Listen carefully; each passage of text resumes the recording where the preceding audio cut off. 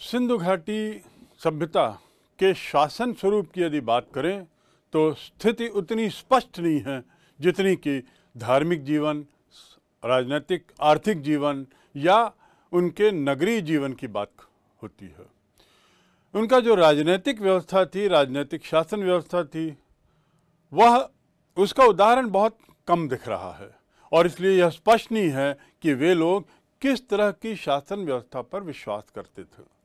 कुछ लोगों का कहना है कि शायद जो बड़े बड़े शहर कुछ जगहों पर पाए गए हैं, ये शायद उस क्षेत्रों की राजधानियां हुआ करती थी या रियासतों जैसा कुछ रहता था।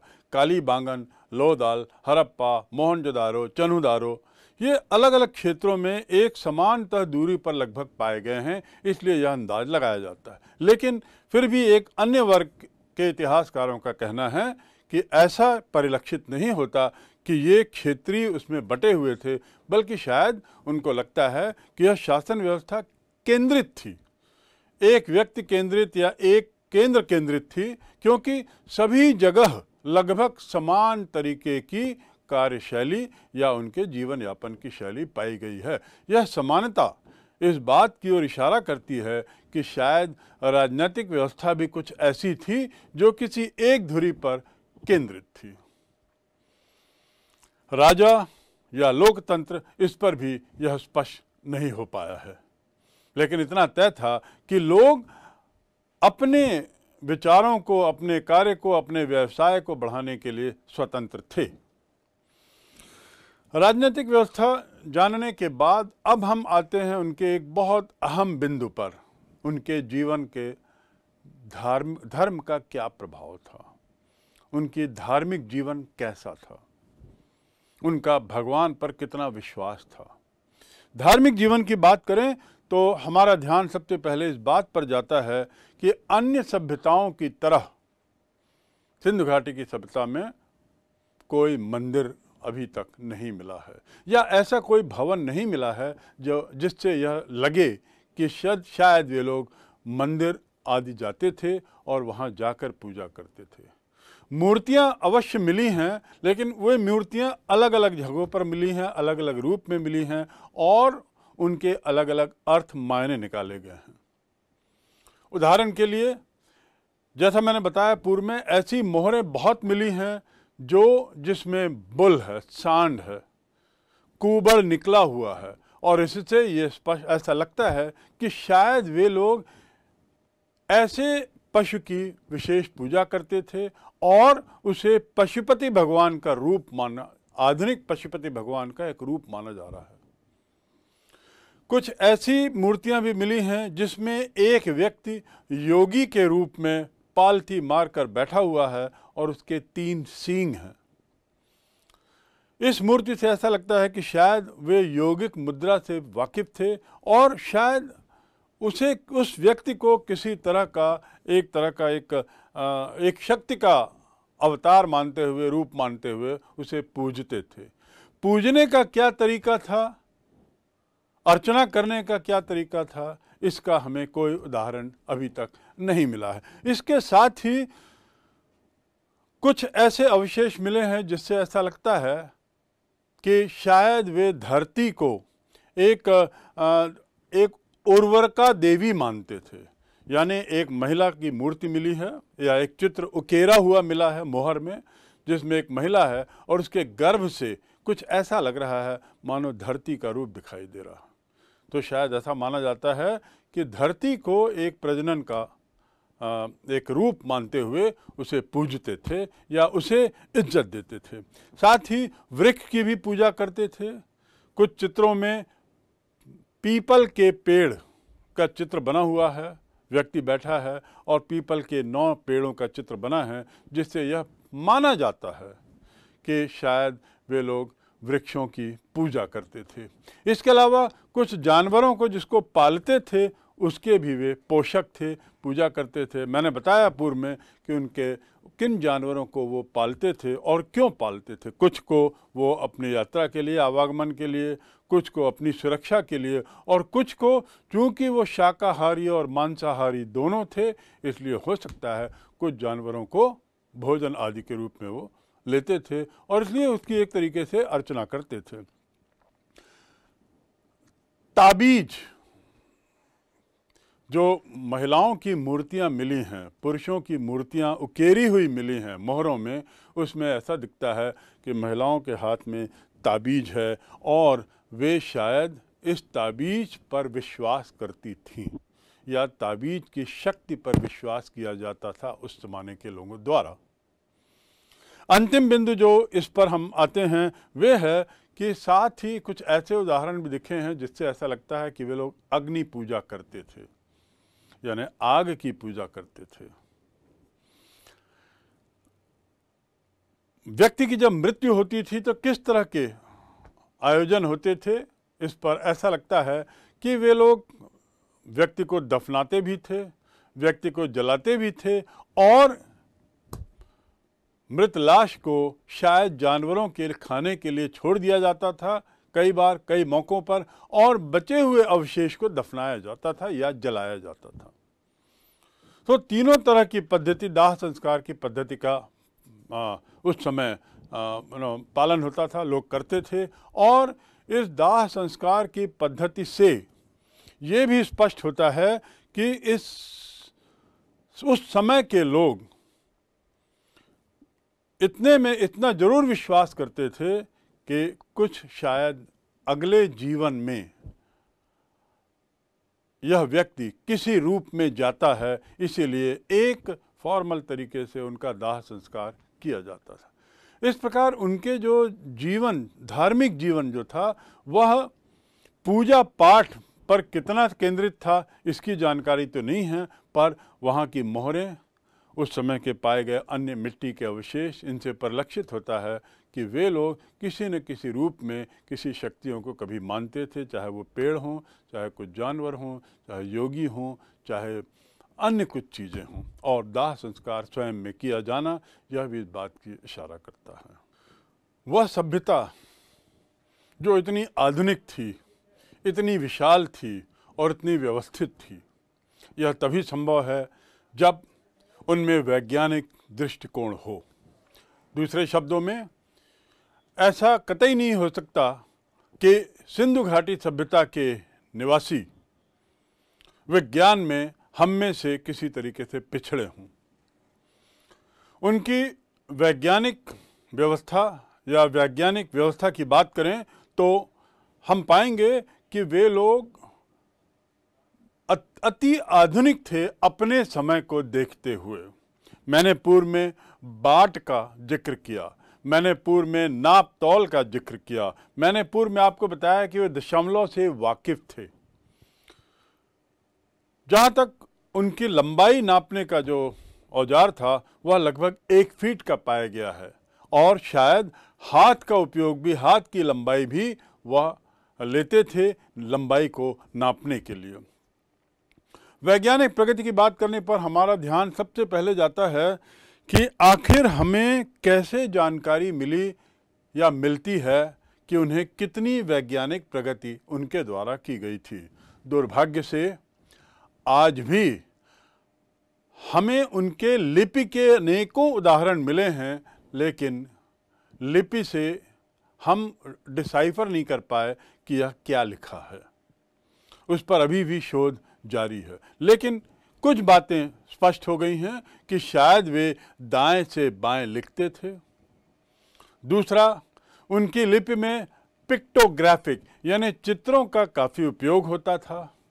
और तीसरा, वे लिपि से वाकिफ थे, वे लेखनी से वाकिफ थे।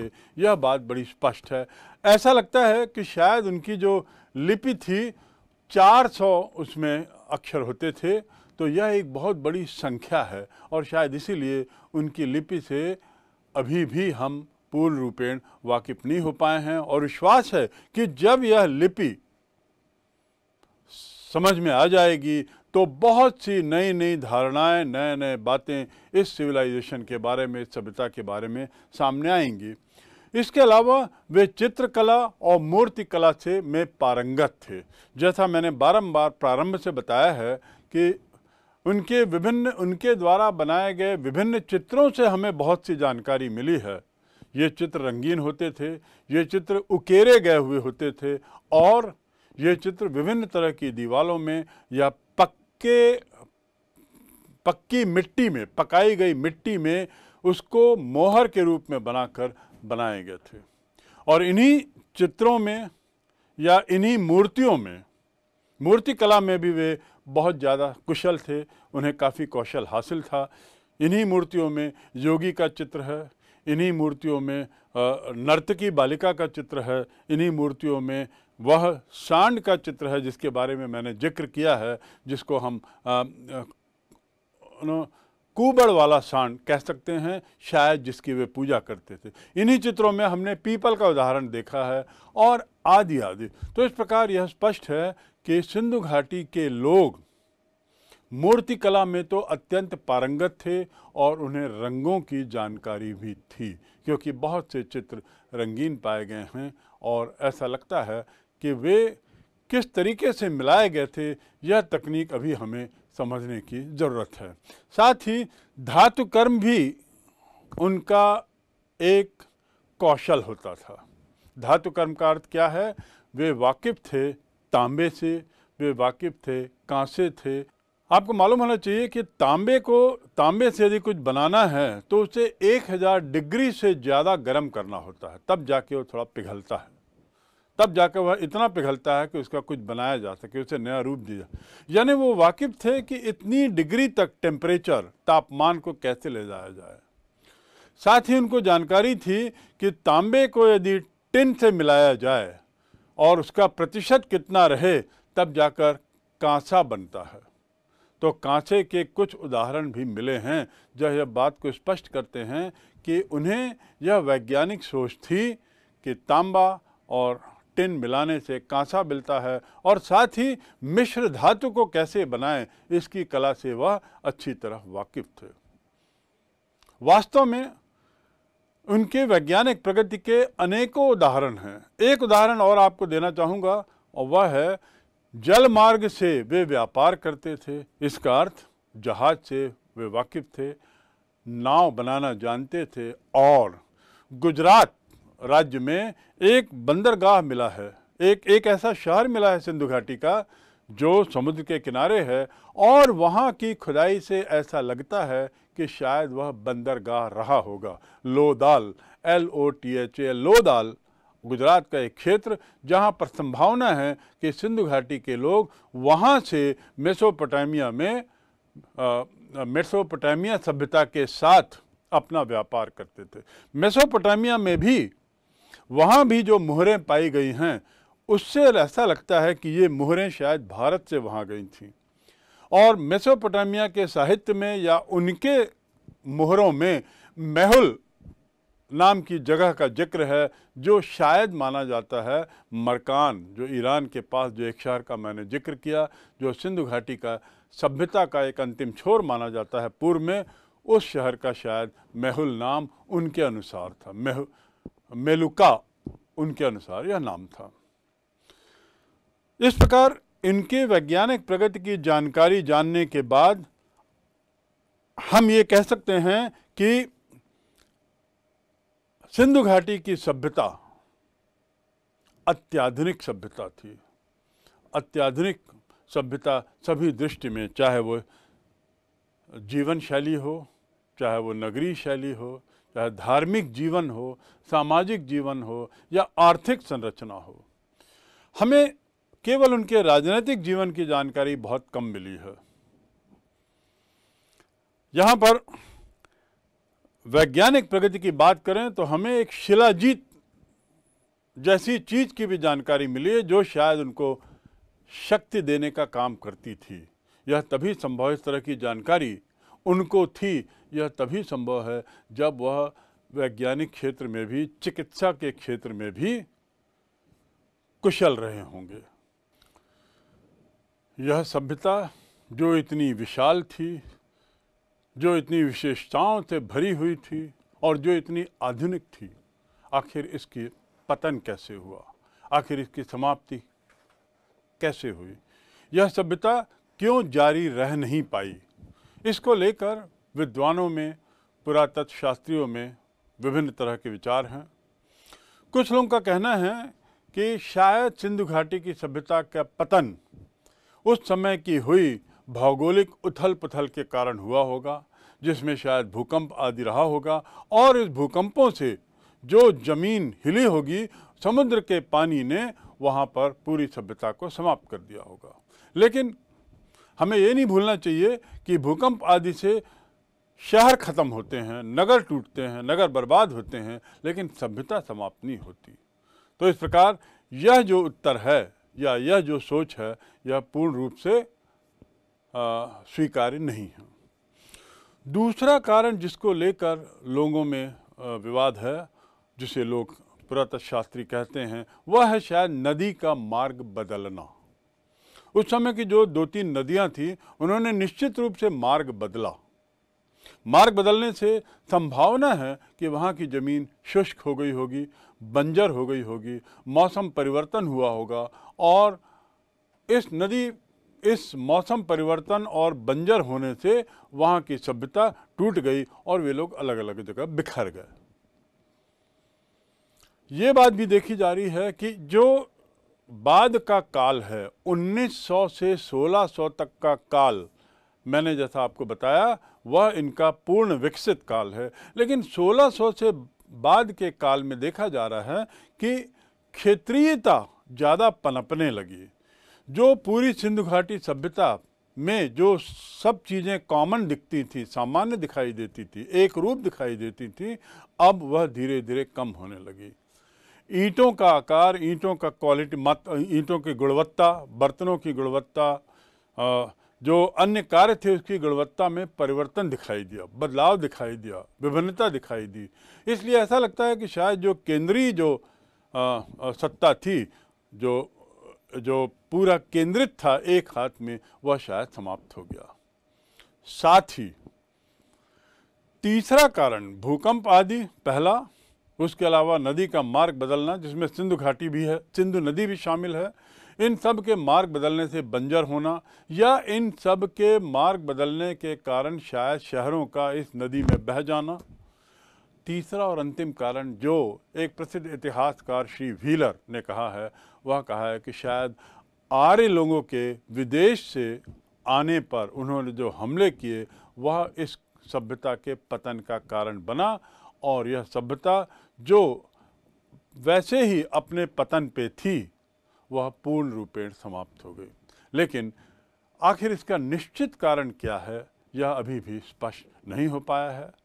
तो इस प्रकार सिंधु घाटी की सभ्यता जो 3500 ईस्वी पूर्व से समाप्त हुई, पूर्व से प्रारंभ हुई, और जाकर 1100 ईस्वी पूर्व के आसपास जिसकी समाप्ति मानी जाती है, वह सभ्यता जो अपने साथ अनेकों विशेषताएं लाई, वह सभ्यता जो अपने साथ बहुत सारी चीज़ें ईजाद की, वह सभ्यता जब समाप्त हुई तो इसके साथ ही देश के इतिहास का एक नया दौर प्रारंभ हुआ, और सिंधु घाटी की सभ्यता की समाप्ति एक बहुत अहम घटना हमारे इतिहास में मानी गई।